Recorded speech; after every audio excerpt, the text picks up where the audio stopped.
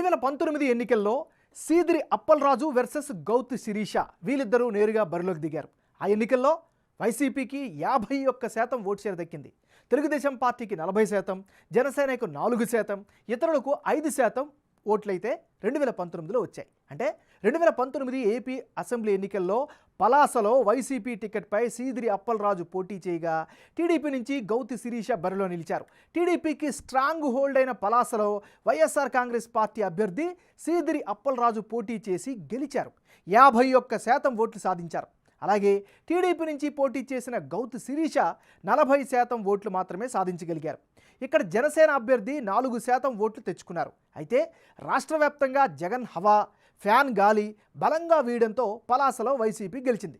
ఇప్పుడు మరి రాబోయే ఎన్నికల్లోనూ వీరిద్దరి మధ్యే ప్రధానంగా పోరు ఉండే అవకాశాలు కనిపిస్తున్నాయి. వైసీపీ టీడీపీ మధ్య ద్విముఖ పోరు ఖరారు ఖాయంగా కనిపిస్తోంది. మరి వచ్చే ఎన్నికల్లో పార్టీలు, అభ్యర్థుల ప్రభావం పలాస సెగ్మెంట్లో ఎలా ఉంది? ప్రజల స్పందన ఏమిటి? Big TV exclusive detailed election సర్వేలో వెల్లడైన అభిప్రాయాలను ఇప్పుడు పరిశీలిద్దాం. ముందుగా సీదిరి అప్పలరాజు.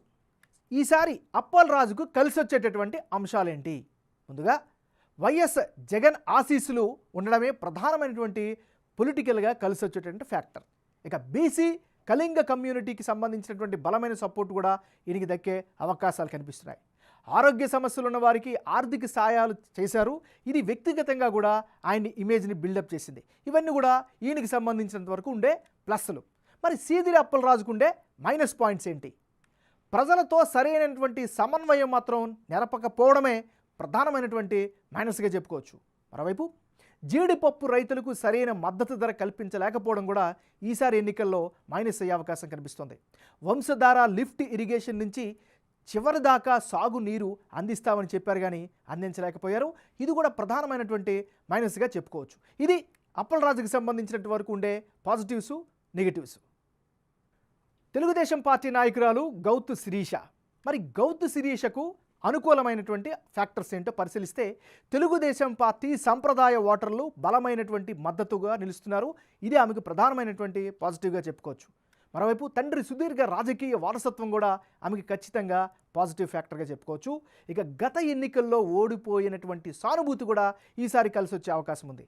ఇక పార్టీ కార్యక్రమాలను జనంలోకి బలంగా తీసుకెళ్లడంలో ఈమె సక్సెస్ అయ్యారు. గ్రౌండ్ లెవెల్లో ప్రచారం కూడా బలంగా చేస్తున్నారు. ఈ ఫ్యాక్టర్స్ అన్నీ కూడా ఈమెకి అనుకూలంగా చెప్పుకోవచ్చు. ఇక గౌతు శిరీషకు ఉండే మైనస్ పాయింట్స్ని కనుక ఒకసారి బేరీజు వేస్తే బీసీ కాళింగ కమ్యూనిటీ ఓటర్ల మద్దతు ఆశించిన స్థాయిలో అయితే మాత్రం కనిపించడం లేదు. ఇది ఆమెకు ప్రధానమైనటువంటి అడ్డంకిగా కనిపిస్తోంది. ఇది ఈమెకి సంబంధించినంత వరకు ఉండే పాజిటివ్స్, నెగిటివ్స్. పలాస నియోజకవర్గంలో ఉండే కులాల పరంగా ఉండే ఈక్వేషన్స్ని ఒకసారి పరిశీలిద్దాం. ఈ నియోజకవర్గంలో మత్స్యకారులు 29% మంది ఉన్నారు. కాళింగ కమ్యూనిటీ 26% ఉంటే యాదవులు 8%, ఎస్సీలు 6%, ఎస్టీలు 6% నివసిస్తుంటే శెట్టి బలిజులు 2% ఉన్నారు. అంటే పలాస నియోజకవర్గంలో మత్స్యకారుల వర్గము, అందులో ఉపవర్గాలు జనాభా అధికంగా నివసిస్తున్నారు. ఆ తర్వాత కాళింగ కమ్యూనిటీ డామినెంట్గా కనిపిస్తోంది. మరి పలాసలో పోటీ చేసే అభ్యర్థులు పార్టీల వారీగా వివిధ సామాజిక వర్గాల అభిప్రాయం ఎలా ఉంది? బిగ్ టీవీ సర్వేలో వాళ్ళు చెప్పిన ఒపీనియన్ ఎలా ఉందో ఓసారి చూద్దాం. మత్స్యకారుల్లో పల్లి అనే ఉపవర్గం 17% మంది ఉన్నారు. వడబలిజ వర్గానికి చెందిన వారు 10% మంది ఉన్నారు. జాలారి వర్గానికి చెందిన వారు 2% మంది ఉన్నారు. వీరంతా కలిపి టీడీపీకి 35% సపోర్టుగా ఉంటామని చెబుతున్నారు. అదే సమయంలో జనసేనకు 60% మంది మద్దతుగా ఉంది. కేవలం 5% మంది మాత్రమే వైసీపీకి అనుకూలంగా కనిపిస్తున్నారు. ఇక కాళింగ కమ్యూనిటీలో 60% మంది టీడీపీకి, 35% జనసేనకు, 5% వైసీపీకి మద్దతుగా ఉంటామని బిగ్ టీవీ సర్వేలో తమ అభిప్రాయంగా చెప్పారు. అటు యాదవ వర్గంలో టీడీపీకి 50%, జనసేనకు 45%, వైసీపీకి 5% సపోర్ట్ ఇస్తామని చెబుతున్నారు. ఎస్సీలో 35% తెలుగుదేశం, 60% జనసేన, 5% వైసీపీకి సపోర్ట్ ఇస్తామనగా ఎస్టీల్లో టీడీపీ జనసేన కూటమికి 50%, అటు వైసీపీకి 50% మంది మద్దతు పలుకుతున్నారు. ఇక శెట్టి బలిజ వర్గానికి చెందిన వారిలో టీడీపీకి 60%, జనసేనకు 35%, వైసీపీకి 5% మంది సపోర్ట్ ఇస్తామని బిగ్ టీవీ సర్వేలో తమ అభిప్రాయాలు తెలియజేశారు. రానున్న ఎన్నికల్లో పలాస నియోజకవర్గంలో ఎవరెవరు పోటీలో ఉంటే ఫలితాలు ఏ విధంగా వచ్చే అవకాశం ఉందో పరిశీలిద్దాం. ముందుగా గౌతు శిరీష వర్సెస్ సీదిరి అప్పలరాజు. వీళ్ళిద్దరూ నేరుగా బరిలో దిగిన పక్షంలో తెలుగుదేశం పార్టీకి 48% ఓట్ షేర్ దక్కే ఛాన్సెస్ కనిపిస్తున్నాయి. వైసీపీకి 46% ఓట్ షేర్ వచ్చే ఛాన్సెస్ ఉంది. ఇతరులకు 6% ఓట్లు దక్కే అవకాశాలు కనిపిస్తున్నాయి. అంటే ఇప్పటికిప్పుడు ఎన్నికలు కనుక జరిగితే పలాసలో టీడీపీ అభ్యర్థి గౌతు శిరీషకు ఎడ్జ్ కనిపిస్తోంది.